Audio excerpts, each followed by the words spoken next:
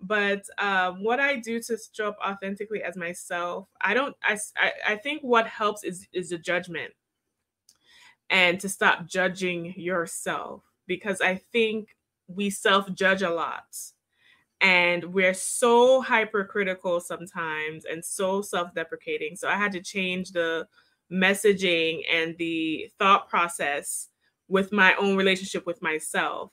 And what I committed myself to is that regardless of the environment, the people, or the situation, I'm going to prioritize my thoughts, my beliefs, and my comfort. And whether or not anyone disagrees, as long as I'm moving respectfully, which I think I do a great job of, there's no reason for me to go out of my way to be something else or present a mask that's not necessarily true to me.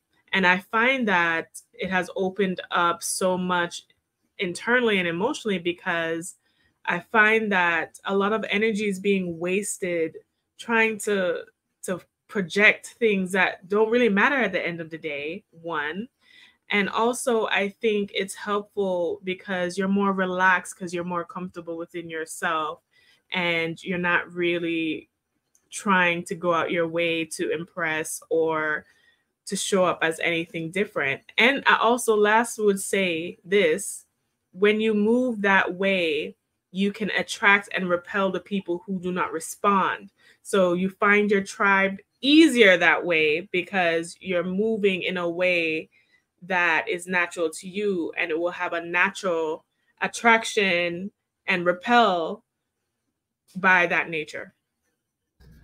I like that. I think I forget which one of you guys has said this a minute ago, but we were talking about. I wrote this down, what you haven't seen. I think that there's a vulnerability that we as individuals have around saying some of the things that we desire if we've never seen it before. If no one in your family has had it, if no one in your immediate circle has achieved it, if you're saying something or speaking out to go after or do something that nobody else in your immediate surroundings understands, it could be in your career, it could be in the relationship. It's hard to be vulnerable in those things. And so, what I would challenge anyone who's listening to this broadcast would be the first. Be vulnerable and be the first. Somebody has to be the first. And so sometimes we will sit in our hopes and our desires of what we want and what we see and what we believe we can have and are worthy of. We won't vocalize it. We won't go after it. We won't make it a reality because nobody else has said it. Nobody else has it. Nobody else has achieved it, or I just haven't seen it. Nobody in my family has taken a trip to Spain. So what makes me think I can do it? No one in my family has gone to college. No one in my family has started a business. I haven't seen somebody save $100,000.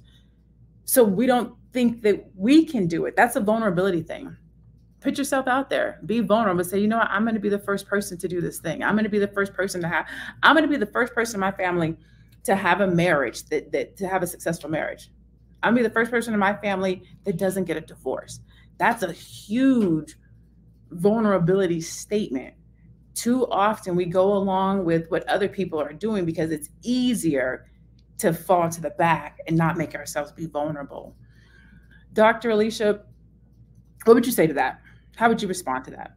Yeah, and your goals in life and what you want in your personal life and in your business, it's not really meant to be broadcast to everybody, you know? Like I do affirmations, no one ever hears it. It's just for me. And sometimes I talk about this a lot. I'll do affirmations where I'll record myself saying my own goals that I want in life.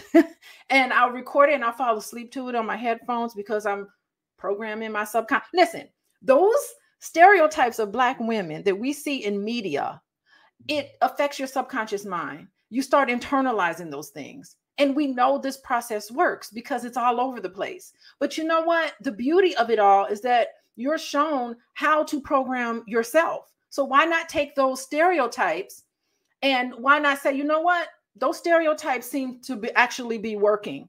And we program the masses to believe that Black women are this one thing, right? So why can't you program yourself to believe whatever you need to believe about you, about who you are. So that's what I do. I take this formula that have been used to denigrate Black women, and I say, you know what, I'm going to use it on myself. I don't need to broadcast it to everybody. My goals and my aspirations, I will record myself saying it. I'll play it over and over again in my headphones when I go on a long run. I go on my 10-mile run. I record myself saying it. And you know what? There's very little things I have to do to achieve my goals. Sometimes it comes to me and it falls right into my lap. I didn't have to do anything about it because I've attracted it to myself. So that's the beauty of understanding how you can create the world that you live in. You can create it by programming yourself, because we know programming works. That's how the mind and the brain operates.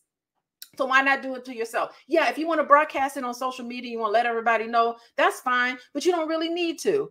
You have to be the one that believes it. And believe it or not, very little effort has to come in it developing and it turning out just the way you programmed yourself to do. So you do need to be careful what you ask for, because you will get it. Yes, and it might not be the way you want it. Let me say that, because I'm in the middle of something right now. What I specifically asked the Lord, I said, Lord, I want a relationship that only you can get the glory out of.